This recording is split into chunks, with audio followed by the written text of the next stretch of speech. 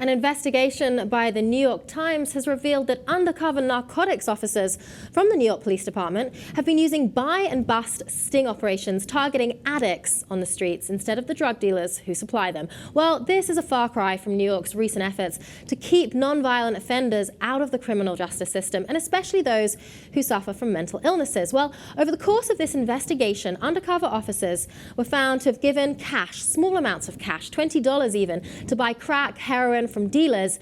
When the addicts then accepted the money and went to find those small amounts of drugs, they were then arrested and given felony drug dealing charges. Yet, in each of the cases in the investigation, the officers failed to follow the addicts to see where they went to get the drugs from, and they didn't pursue the dealers who supplied them.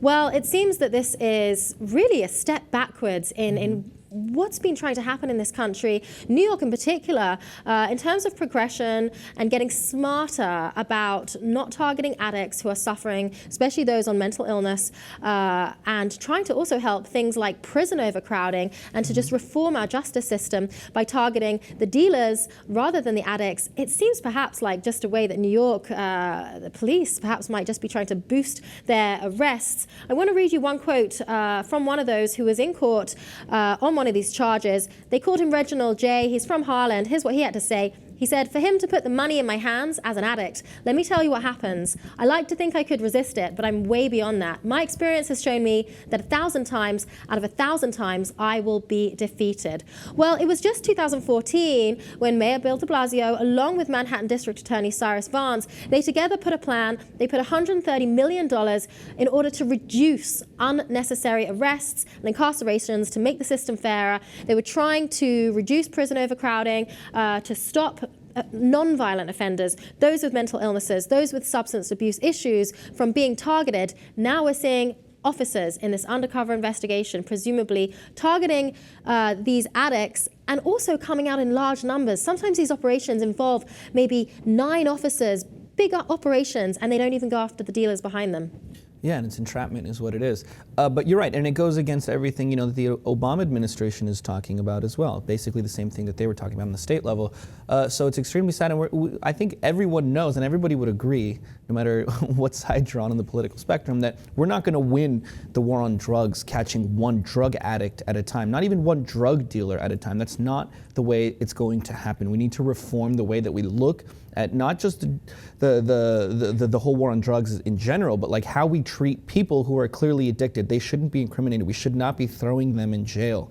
They're desperate. They're there for a reason. We need to be helping them. So instead of spending money on keeping these people in jail, I think it would be better, and I know this is a very broad statement, easier said than done, but I think we need to be investing more on help and more and resources and outreach to these communities. That's where it starts. It's not going to happen by throwing people in jail. That's not going to help. It's just going to get them back on the streets, and they're going to end up back in jail, back on the streets, back and forth. It's not going to work this way. I mean, you look at countries that have taken bigger steps as to like legalizing certain drugs, and we see that oftentimes ODs, the rates of drug use, go down subsequently. So it might not seem like that would work, but it does. And not to mention our problems of prison overcrowding in this country.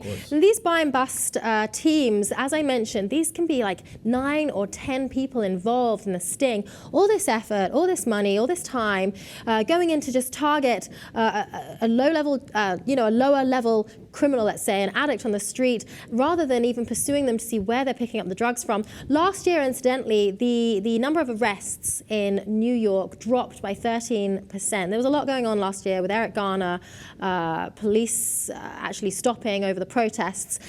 It could possibly be, this is speculation, but you have to wonder whether New York is trying to just boost arrest numbers since they dropped so much last year. In any case, though, these buy and bust deals, they are not being looked kindly on. The New York Times did an investigation. They found something troubling, a troubling situation, police targeting users, not dealers, potentially a step backwards.